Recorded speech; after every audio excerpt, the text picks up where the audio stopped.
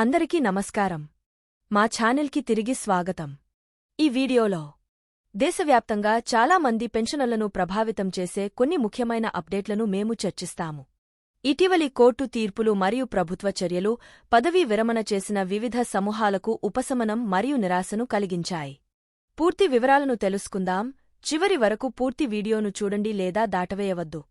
టాపిక్లోకి వెళ్లే ముందు మీ అందరినీ మా ఛానల్కి సబ్స్క్రైబ్ చేసి మాకు సపోర్ట్ చేయవలసిందిగా కోరుతున్నాము. పెన్షన్ కమ్యూటేషన్కు సంబంధించి ఆంధ్రప్రదేశ్ హైకోర్టు తాజాగా కీలక తీర్పు వెలువరించింది. పెన్షన్ కమ్యూటేషన్ రిటైర్డ్ ఉద్యోగులను పదవీ విరమణ సమయంలో వారి పెన్షన్లో 40% వరకు ఏకమొత్తంగా స్వీకరించడానికి అనుమతిస్తుంది. ఇది 15 సంవత్సరాల వ్యవధిలో వారి నెలవారీ పెన్షన్ల నుండి తిరిగి పొందబడుతుంది. రిటైర్డ్ అటవీ అధికారులు మరియు సీనియర్ బ్యూరోక్రాట్ల బృందం వడ్డీతో సహా మొత్తాన్ని పూర్తిగా రికవరీ చేసిన తర్వాత పెన్షన్ కమ్యూటేషన్ మొత్తాల రికవరీని నిలిపివేయాలని కోరుతూ పిటిషన్లు దాఖలు చేసింది. అనేక సందర్భాల్లో పూర్తి మొత్తాన్ని 12 సంవత్సరాల్లోపు తిరిగి పొందుతారని, అయినప్పటికీ తగ్గింపులు పూర్తి 15 సంవత్సరాల కాలానికి కొనసాగుతాయని వారు వాదించారు. అయితే ఈ పిటిషన్లను central administrative tribunal CAT Hyderabad bench తిరస్కరించింది.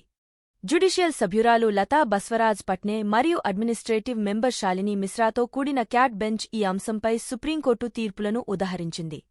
రాజ్యాంగంలోని ఆర్టికల్ 32 ప్రకారం సుప్రీంకోర్టు సమర్థించిన నిబంధనలపై 15 ఏళ్ల రికవరీ వ్యవధి ఆధారపడి ఉంటుందని బెంచ్ ఎత్తిచూపింది.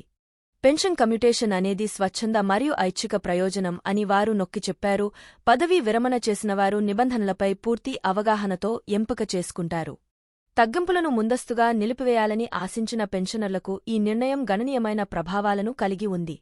ఇది యథాతథ స్థితిని కొనసాగిస్తూనే ఇది సుప్రీంకోర్టు తీర్పులు మరియు ప్రస్తుత ప్రభుత్వ విధానాలకు అనుగుణంగా ఉండేలా చూస్తుంది.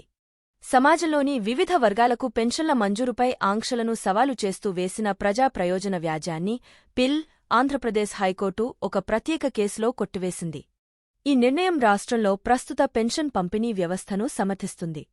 అదనంగా Anjaneyulu versus the state of ఏపీకి సంబంధించిన కేసులో కోర్టు పెన్షన్ స్థిరీకరణ మరియు ప్రయోజనాలపై తీర్పునిచ్చింది.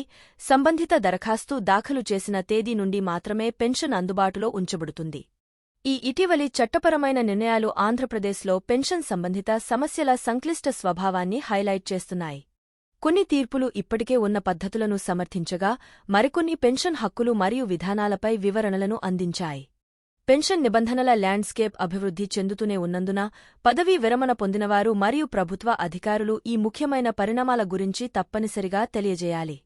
ఈ వీడియో మీకు సహాయకరంగా ఉన్నట్లు మీకు అనిపిస్తే దయచేసి మరిన్ని అప్డేట్ల కోసం మా ఛానల్ని లైక్ చేయండి మరియు సబ్స్క్రైబ్ చేయండి మరియు దిగువ వ్యాఖ్యలలో మీ ఆలోచనలను పంచుకోవడం మర్చిపోవద్దు. ఈ వీడియోను చూసినందుకు ధన్యవాదాలు.